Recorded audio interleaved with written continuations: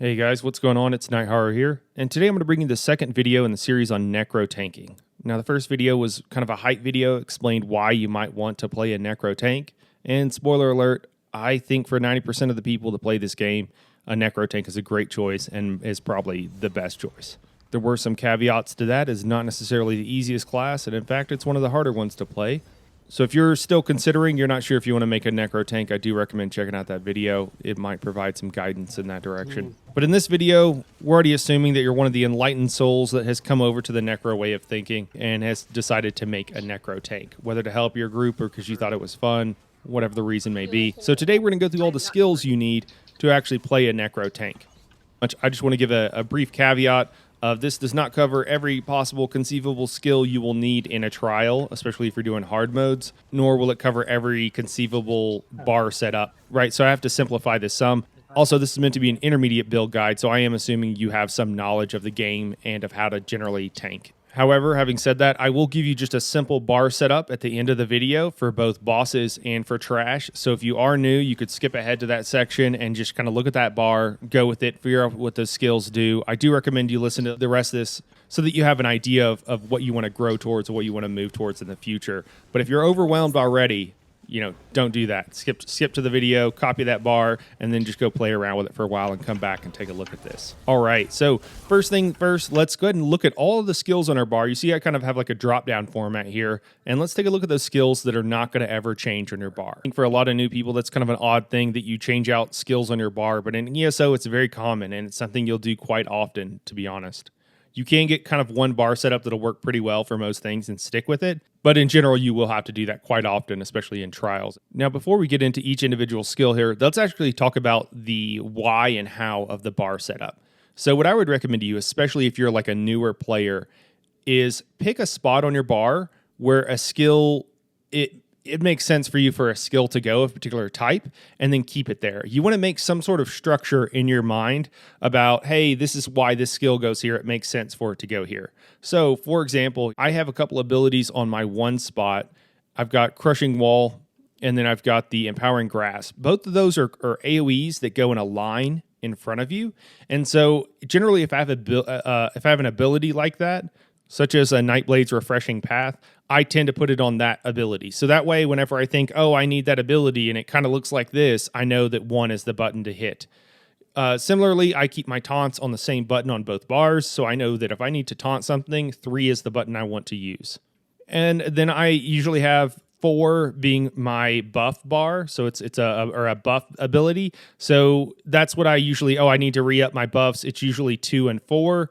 On the front bar, 2 is always my heal on all my tanks. So 2 is always my heal. No matter what tank I'm playing, that's where I put it. So if you just kind of come up with a system like that, you can make it up. It doesn't need to be real or even make sense, right? You can decide that, one of the abilities looks kind of like the other abilities that you use on that bar, or whatever story you need to make up in your head. It's just kind of a mental tool that will help you remember where different abilities are on your bar. And I know that might sound silly, but I can promise you it's helped me, and I think it'll help you as well, especially if you're newer to tanking. Come up with some sort of system in your head of where the skills belong and why you put them on that bar. All right, so first skill up is Hungering Scythe. Whenever you see a class ability that says based off of maximum health, you should, like a light bulb should go off in your head, and you should think, oh, this is a tanking ability. And that's exactly what Hungering Scythe is. So it's going to be our burst heal. It does have a small heal over time that is nice. As a Necro, we have a few other heals, but this is the burst heal. So if you take a bunch of damage or you're about to take a bunch of damage, you want to have Hungering Scythe ready. It is limited to range 7 meters, so it's fairly close to essentially melee range. So keep that in mind. You do need to hit something with it, and you do need to be near the boss. There's information out there that you can use this ability and it'll work if you don't hit anything. You need to hit something. And you can hit trash. If you're closer to some trash mobs than the boss, you can use it on them as well. But this is one of the things that makes the Necro tank harder to use, is that you do have to be in melee range to use your major class heal. If you're struggling with anything in particular, that you have problems with Hungering Scythe, like Veteran Cloud Rest, let me know down in the comments. I am going to do a video on that, but if someone's struggling with it, I can go ahead and bump that up to the front of the line and make that quicker. All right, next ability up is Pierce Armor. This applies both major and minor breach and is our main taunt. So always have this up on the enemy, always be using it. Even if you have to range taunt an enemy, if they come into melee range or if you're able to get them into melee range, you need to apply major and minor breach, and Pierce Armor is how you're going to do it. Nothing else really needs to be said about this skill. It shouldn't leave your bar. And next up is Renewing Animation. So this is our Necro Res. It reses up to 3 people and gives you resources back for each person that you attempt to res. There are other options here. You could run a Sigic Line ability that will reduce your damage taken just as a passive. It's a little bit more complex. And it's a little bit more obscure, so I'm going to do those kind of things in a different video. So Renewing Animation, one of the reasons that we're putting this on our front bar, and this is also just great general advice, is because of our passives. If you just read what the passives of your characters do, whatever class and spec, just read all the passives, and if you do that one thing, and you'll have to read Fighters Guild and other skill lines, but if you just read those, and you don't have to do it all at once, take your time, pick a handful and read them, you will know more than like 90% of the player base. And you'll be able to make decisions for yourself based on what skills should go on what bar, because a lot of classes, I would even say maybe most, have some sort of passive that if you have a particular ability on your bar, something happens. And sometimes that means you want to stack abilities on your bar. Sometimes that means you want one of each kind of those abilities. And what I mean is by the skill line. So this is Renewing Animation, and it's from our Living Death skill line. And there's a passive in that skill line that says that if you have a skill from that skill line on your bar, then your heals have up to a 20% extra crit chance based on how low of health the target is. So the reason we put this on our front bar and on our back bar is that when we use our Hungering Scythe and we're at low health, we have an extra 20% crit rating. Now, 20% is huge, but our crit rating is already very low. So is it that huge of a deal? Is it going to make or break anything? No, probably not. But it is a nice to have. And so if it's arbitrary, which choice we make, which ability we put on which bar, that kind of thing can inform us so that we get a little bit of a benefit from it. And then we can just kind of get used to it and learn to use it on that bar. So it helps if you start early too with deciding which skills are going to be on which bar. All right, next up, moving to our back bar. This is our Frost Staff bar, Elemental Blockade. So there are 3 main reasons why you want to keep this ability down. The first one is the main one and probably what we should focus on for this video, which is on your back bar and your Frost Staff, you're going to have a Crusher enchant, or you should have an infused staff with a Crusher enchant on it. And Elemental Blockade is what's going to proc that Crusher enchant. Now, in the current meta, the way things are going, you can have a healer run that in different circumstances so that you can keep up other buffs and other things. But in general, having the Crusher enchant and having it on your back bar is what you're going to be doing in a lot of situations. So you want to make sure that you keep Elemental Blockade down because it does provide a significant damage increase for your party. All right, moving on to our next skill here, Beckoning Armor. So Beckoning Armor provides Major Resolve, which increases our resistances. Basically, it provides a little bit under 10% damage mitigation. Every 6,000, it's a little bit lower than that. It's more like 9%. Damage mitigation, every 6,000 resistance provides about 9% damage mitigation. So just keep that in mind. So it's pretty huge. You want to keep this up all the time. It does have a 20-second duration, which is nice. Also, if we recast this early, it will leave a corpse on the ground. And so sometimes you'll need corpses or you can use them for your other abilities. We'll talk about that a little bit later, but just keep that in mind. It's one reason why you might want to stick with Beckoning Armor too and not just go with the Mage's Guild skill line to get Magicka back. If you're not having Magicka problems, keeping Beckoning Armor on your bar can allow you to gain ultimate at a faster rate. So just something to keep in mind. And then the next skill up is Inner Fire. So this is just our ranged AoE. There are other options in the Destro skill line, or one other option rather. It's not worth it. Just use Inner Fire.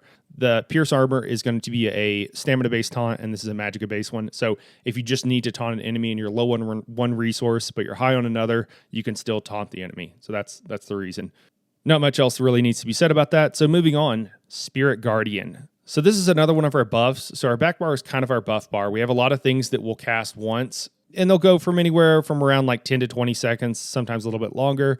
And then we can be on our front bar most of the time. So we kind of cast a few things, get the buffs up, and then we move to our front bar, which has higher damage mitigation. So Spirit Guardian, it provides a small heal over time, every couple of seconds, which is really nice, especially just kind of as a passive healing. But the main reason that we're going to keep it on our bar and we're going to keep it up all the time is because it provides us with 10% damage mitigation, which is huge. Now, the heal as a Necro, you wouldn't think that's a big deal, but since we don't really have a burst heal that we can just use anytime, that's another reason why we want to make sure that we keep this Spirit Guardian up all the time. And like our Beckoning Armor, if we recast this early and there's less than half of the duration left, in this case it'll be 8 seconds, it leaves a corpse on the ground immediately. When it finishes, it always leaves a corpse, but if you recast it early, you can make a corpse right then. And so sometimes these two skills, when I don't have anything else to do, I have all my buffs up and everything, I'll go ahead and recast them early just to get the corpses from them so that I can generate more ultimate. Not something you really need to think about doing right now, but just something you might keep an eye on and think about for the future and realize, okay, there is another level, there is some more stuff that I could be doing once I get the basics down. And that's it for the skills that are just never going to leave our bar. As you can see, it's a little over half of them will never move. So now we got to go into a little bit more complicated stuff, and let's talk about the skills that we will need to switch out from time to time. And the first one up is one of my favorite skills, Empowering Grasp. I think the animation looks cool. It's not quite as cool as Bone Goliath, but it is pretty cool. In Empowering Grasp, there are at least 3 main reasons to use Empowering Grasp. So I'll talk about the ones that are related to trials because they're more important first. And we'll start at the bottom here with Empower. So Empower increases the light attack, medium, and heavy attacks. So it'll be your basic attacks with your weapon. So it increases that damage by your allies by 40%, which is huge. Just by hitting your allies with this, and you have to hit them with the AoE itself, you can increase their damage on those abilities by 40%. Now, the effect only lasts for 5 seconds, which can be really hard to have good uptimes on because you do have to cast it quite often in that situation. But if you can afford it, and if you're able to do it, being able to keep up Empower on the group is awesome, especially if you don't have a Necro healer in the group who might otherwise be running it. And in my experience, you usually will not. So something to keep in mind. The second reason we might use it is Minor Maim. This reduces the damage that the enemy does by 5%. So this is just another way that we can provide damage mitigation not only to ourselves, but potentially to the group at times. And in places like Sunspire, Veteran Sunspire, or Cloud Rest, you can actually, if you're tanking near the boss and your allies are near you, you can probably hit them with this ability. And you can probably not only hit your allies, you can likely hit the boss as well. So it's really cool. You can maim the boss and empower your allies all at once by using one ability. And so I think that's really cool. I think it's a great ability. It is a little on the expensive side. And then the third reason you want to use this is ad control. So you'll see there's 3 distinct zones that happen one after another with this AoE. And the first one, what it will do is it'll just kind of slow your enemies or snare them. It reduces their speed by 30%. The second area will actually immobilize them for 4 seconds. And the last area will actually stun them for 3 seconds. This could be really cool because you can actually use this to really control ads. If you want to run up, you can cast this. And since it does take kind of a second to get to that third AoE for that to happen, you can cast it before you've aggroed the enemies. And you have time to then cast other abilities and grab other enemies. So you can kind of stun an enemy before you've actually started the fight. And then use a range taunt or pull in ads or do something else with other enemies. And so that's why Empowering Grasp can be really cool and really useful in 4-man content. Next up is Silver Leash. And this ability is really straightforward. It's how we can chain in ads.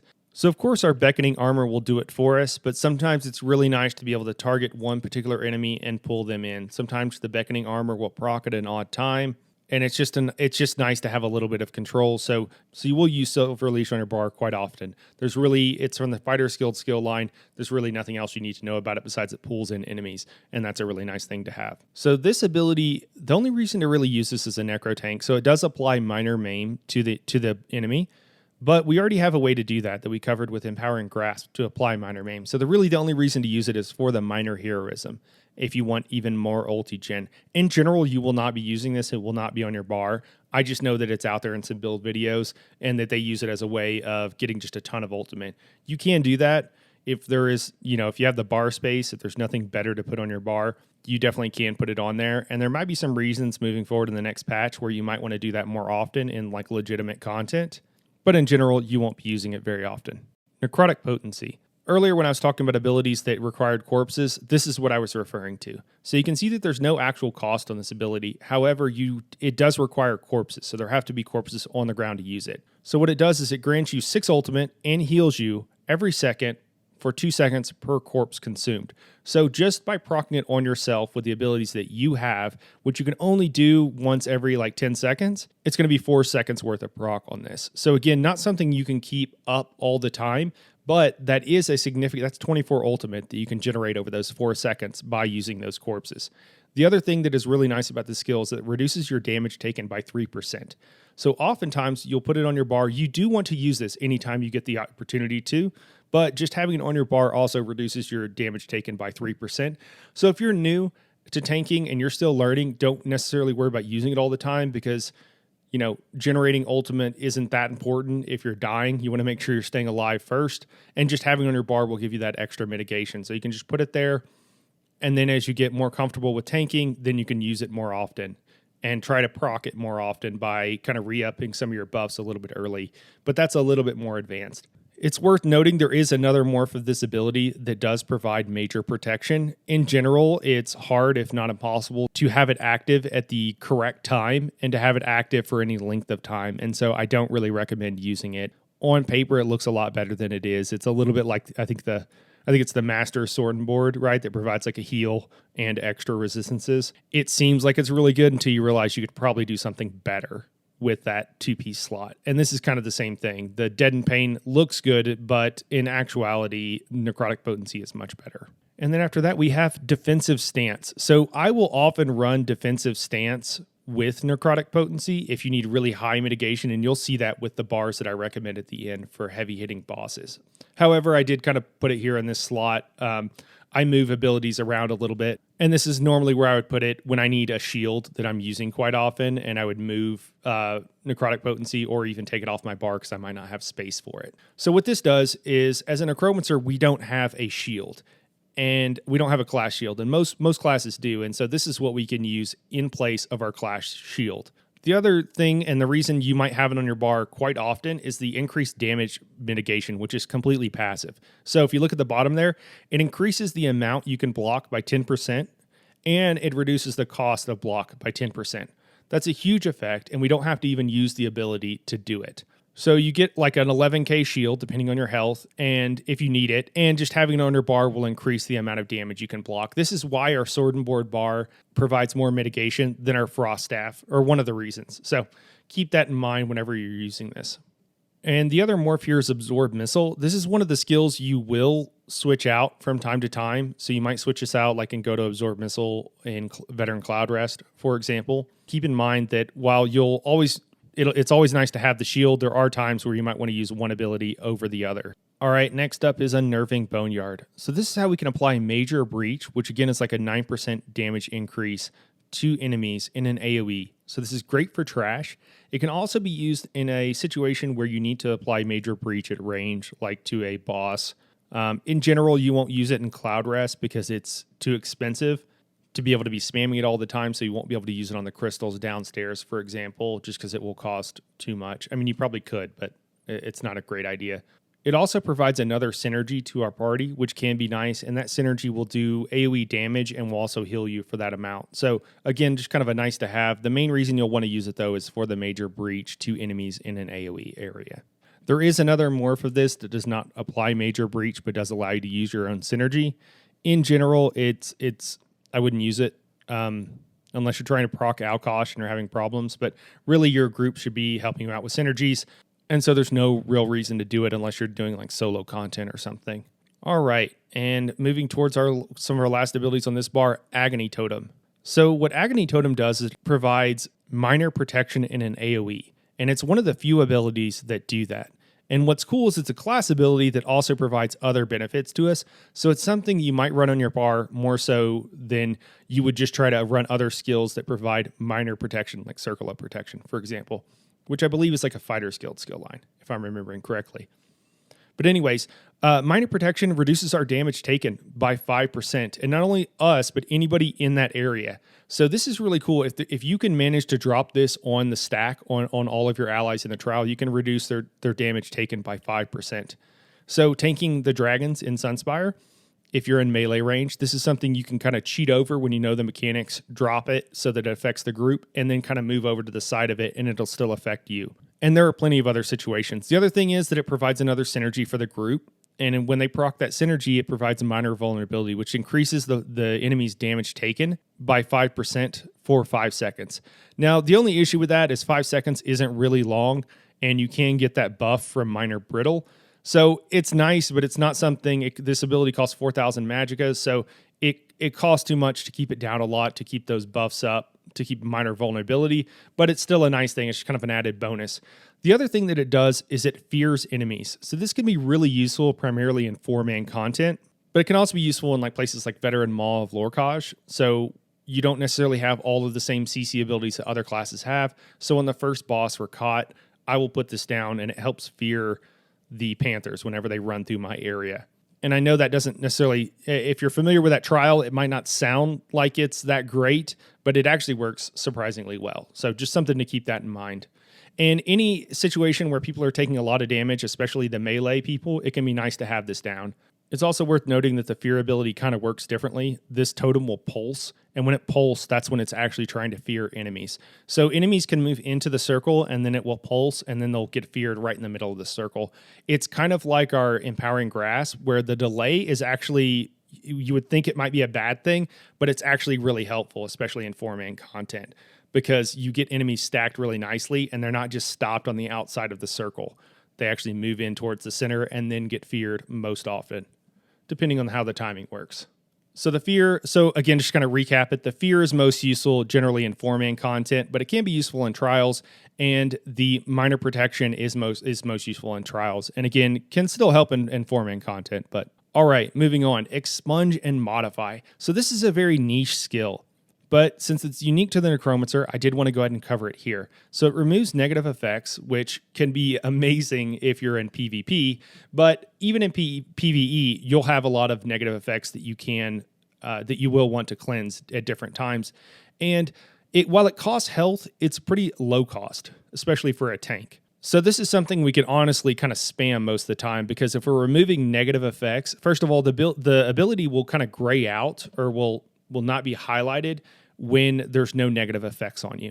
So you can also use this to know like, oh, there's negative effects on me, I can cleanse. And a lot of times like slowing effects are considered negative effects. Some of the dots that you can get are considered those. And so you can cleanse those abilities and recover magic and stamina at the same time, that you can then use to heal yourself if you need to, since you're sacrificing health for this ability. So again, it's very situational, but when you do need it, it's really nice to have. So it is something you do need to morph it to get expunge and modify. So I do recommend putting it on your bar and leveling it up to at least to the point where you can morph it. It's a really nice to have.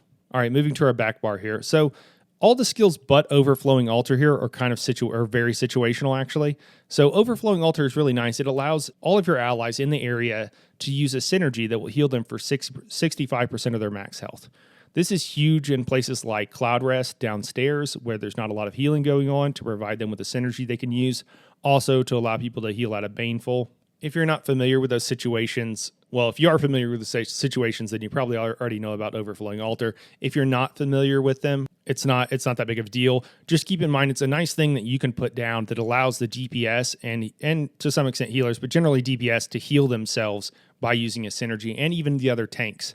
So it's something you can use as well whenever somebody else puts it down. You can't use your own altar, but if somebody else uses an altar, you can use it as well. There is another morph that heals for less but lasts for longer. I don't really recommend it. I think as a tank, you really want to go with Overflowing Altar. The extra health cost is not bad, and it provides a 65% max health heal as opposed to a 40% of max health heal. The other thing it provides is minor lifesteal. This applies to enemies in the area. This is a huge area that this thing affects. If you drop this in the center of Cloud Rest, it's pretty much going to affect any mob that is in that trial period if you drop it in the center. So keep that in mind. Again, the minor lifesteal is just kind of like, oh, that's a nice thing to have. It's a passive healing, especially in certain trials and situations where you're taking a lot of passive damage. It's nice to have those things, and they kind of stack up over time. The next ability that I'm putting on here is really only used in Veteran Cloud Rest, really, and it's to debuff the crystals that are downstairs. There are a few other situations where you might use it, but typically those are healers using it and not tanks. I put it here because you might want to go ahead and level it up and think about that. Put it on your bar, go ahead and get it leveled, because you will use it later on as you progress through content. Echoing Vigor. So this is, again, another very niche skill. Generally, the reason you're going to be using Vigor at all is to proc a set, Powerful Assault. And it provides a buff to some of you and some of your allies that are nearby. It's only 4 people total, I believe. And so it's, not that amazing necessarily in trials, but it is a nice thing to have. And if you have room on your bar, you might want to put it on your bar. But since so many people run Powerful Assault, I just want to put it on here so you know that you should probably get this skill and then you should level it up. I will again be doing a video just on kind of obscure tanking and healing skills that you might be asked to have at some point, because we've all kind of been there where someone asks, hey, do you have X skill on your bar? Can you use, and you don't have it morphed at all, or you don't have it leveled. And that can be an issue. It doesn't feel great to be asked for a skill like that and just not have it. So that's why I put it here. And so I think that's all that needs to be said about that. Moving on. So the last thing, this is another great reason I mentioned in our previous video why it's great to be a Necro tank, and that is because of Colossus. The main reason is not the damage, but it's the major vulnerability.